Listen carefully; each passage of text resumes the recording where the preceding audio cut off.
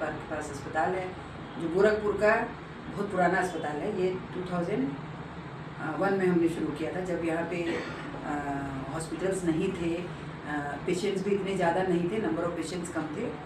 तब मैंने इसे शुरू किया था।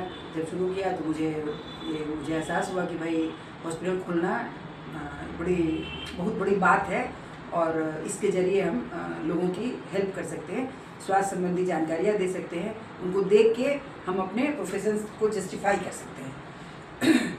हमारे पास चूँकि मैं गायनेकोलॉजिस्ट हूँ, तो जो पेशेंट आते हैं अक्सर उनकी कंप्लेंट होती है कि भाई बहुत वीकनेस है, या भूख नहीं लग रही है, या पेट में हमेशा दर्द रहता है, कुछ इस तरह की शिकायतें ज़्यादा लेकर आती हैं, या उनको लिकोरिया की प्रॉब्लम है, मेंस्ट्रुअल प्रॉब्लम है।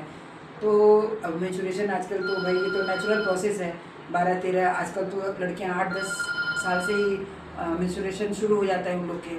तो देखते हैं लड़कियां मतलब काफ़ी समाज आगे बढ़ रहा है, लेकिन न्यूट्रिशन के मामले में थोड़ी सी अभी भी नेग्लेक्टेड है। नेग्लेक्टेड इन द सेंस कि लोग लड़कियों पर ज़्यादा ध्यान नहीं देते हैं। ध्यान मतलब शहर में तो चीज़ें अच्छी हो रही हैं, गांव में भी है, अरे ठीक है नॉर्मल है, दूध क्या पीना या करना, लेकिन न्यूट्रिशन के मामले में लड़कियों को मेरे हिसाब से लड़कों से ज़्यादा ज़रूरत है।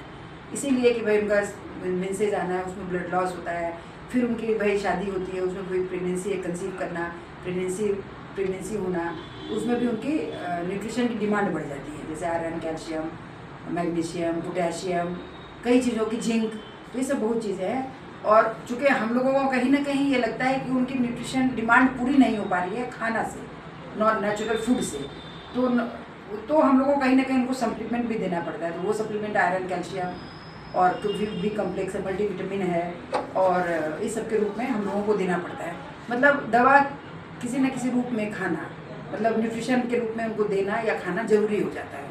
तो जितना भी खाओ, चावल, दाल, सब्जी, वो मेकअप नहीं हो पाता है संभव, तो उनकी नीड है। अच्छा, प्रेगनेंसी के टाइम में थोड़ा उनकी डिमांड भी बढ़ जाती है, भाई जो आप नॉर्मल खाना खाते हैं उससे आयरन नहीं हो पाता, उनका पूरा नहीं हो पाता आयरन है, कैल्शियम है, तो वो किसी रूप में देना चाहिए।